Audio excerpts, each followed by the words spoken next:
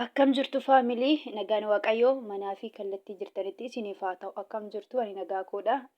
Nagaarraa afaan qaba waaqayyoof haa galatu. Isinillee akka nagaa taatan waaqayyoorraa abdiin qabaa jechaadha. Egaa warroonni mana kanaaf immoo haara taatani nooraa manni kun mana keessani chaanala kana sabiskiraayib sheer laayik gochuuni gara maatii keenyatti dabalamaa isiniin jenna. Warroonni mana kanaaf immoo maatii taatani sheer laayik godhaa isiniin jedha.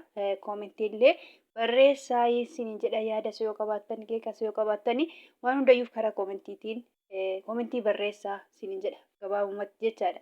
Egaa akkuma beekamu chaanala kanarraan akkuma dura dubbadhee jijjiirraa maallaqaa karaa itoo bilaak maarkeettii akkasuma yookaan awwaalaa yookaan gabaa gurraachacha jedhamu jechuudha. Akkasuma karaa baankiitiin illee baankota immoo akka jaree kan qabadhe hin beektu jechuudha. Warroonni mana kanaaf maatii taatanii jechaadha. Egaa akkuma beekamu guyyaa har'aarree qabadhee dhufeen jira jechuudha. Guyyaa har'aa immoo guyyaa boqonnaati. Guyyaa sanbata guddaa yookaan sanbata guddaa. Egaa gabaabumatti guyyaa har'aa karaa baankitiin qabannee dhufne guyyaa har'aa akkuma dura dubbadhe baankiin har'aa hin hojjetu waan ta'eef karaa itoo bilaak maarkeettiin qofanii biyyoota 20 qabadhee dhufe jechuudha. Yeroo kaan garuu karaa baankiitiin illee qabadheen dhufaa jechuudha.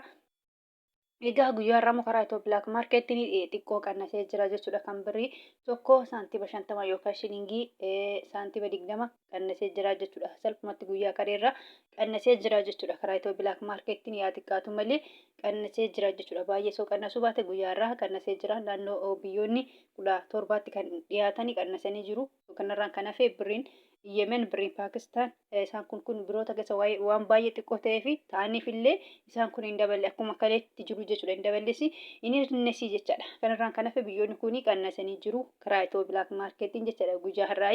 Egaa akkuma beekamu immoo biyyoota kanneen akka Ameerikaan doolaarii, Kanaadaa doolaarii, Awustiraaliyaa doolaarii, Oomarri haala, Duubaa dirhaama, Saawud Arabiyaa haryaala, Baareen dinaara, Jordaan dinaara, Kuweet dinaara, chaayinaa yeewwaanii, paawundi sterlingii, yuuroo, koronnaa, turkii liiree, Ijipshaan paawundii, Yemen rihaala salphumatti biyyoota 20 jechuudha.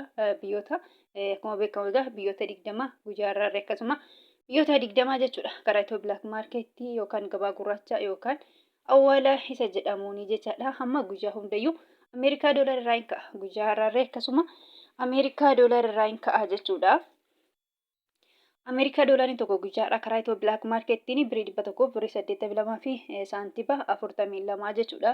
Naannoo saantiima 20tti kan dhiyaatu qannasee jira jechuudha. Ameerikaa doolariin guyyaa har'aa karaa itoo bilaak maarkeettiin jechaadha. Kan isaanu Kanaadaadha. Kanaadaa doolariin birrii 100 birrii 30 fi saantiima 36. Kanaadaan illee naannoo saantiima 20 qannasee jira jechuudha. Kan itti aanu Awustiraaliyaadha. Awustiraaliyaa doolaariin karaa itoo bilaak maarkeettiin birrii 100 birrii 28 fi saantiima 51. Oomarri haalli tokko karaa itoo bilaak maarkeettii yookaan hawwaadhaan jechaadha. Dhiifama birrii 400 fi birrii 74 fi saantiima 58. Duubaa dirhaamni tokko karaa itoo bilaak maarkeettiin birrii 49 fi saantiima 66.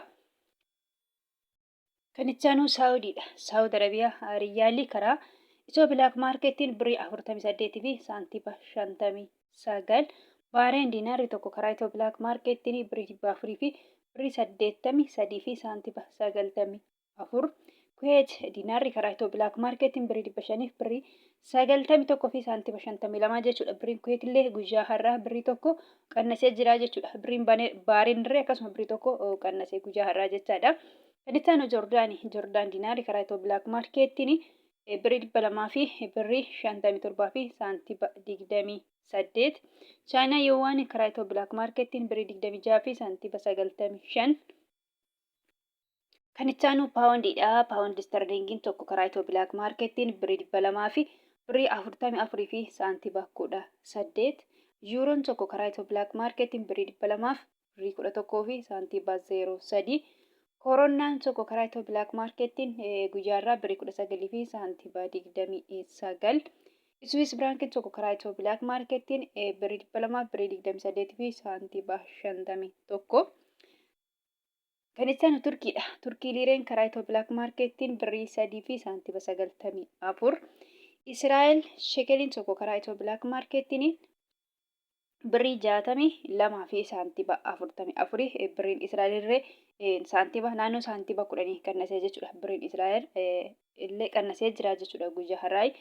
Kan itti aanu Egyptian poundidha yookaan birrii Egypt yookaan birrii Gimxi tokko jechuudha. Karaa Itoo Black Markettiin birrii 3 fi saantiba 51 yemerri haalli karaa Itoo Black Markettiin 0 saantiba 76 hindii ruubiin tokko karaa Itoo Black Markettiin birrii tokkoof saantiba 91 Pakistaan ruubiin tokko karaa Itoo Black Market 0 saantiba 65 sharafachaa oolan yookaan jijjiirrachaa oolanii jiru jechuudha. Salphumatti karaa Itoo Black Markettiin biyyoonni 20 kana fakkaatu jechuudha. Akkuma jedhe guyyaa har'aa qannasanii jiru jechuudha. Baay'ee soo qannasuu baatanii biyyoonni naannoo 18 naannoo 17 kan dhiyaatanii qannasanii jiru jechuudha. Akkuma jedhe birrii Yemen, birrii Paakistaanii, birrii Hindii akkuma kaleessatti jiru jechuudha. Kanarraan kan hafe biyyoonni hundumtuu xiqqaatan malee qannasee jira jechuudha. Kan biraa immoo kana jechuu barbaadu warroonni Joordaan Beerut yookaan Libnaan jirtan jechaadha. Fakkeenyaaf birriin biyya Joordaanii diinaara jedhama. Warroonni mana madabii jirtan immoo diinaara biyya sanii osoo hin taane doolaara fudhatu jechuudha. Akkasuma Beerut yookaan Libneeniin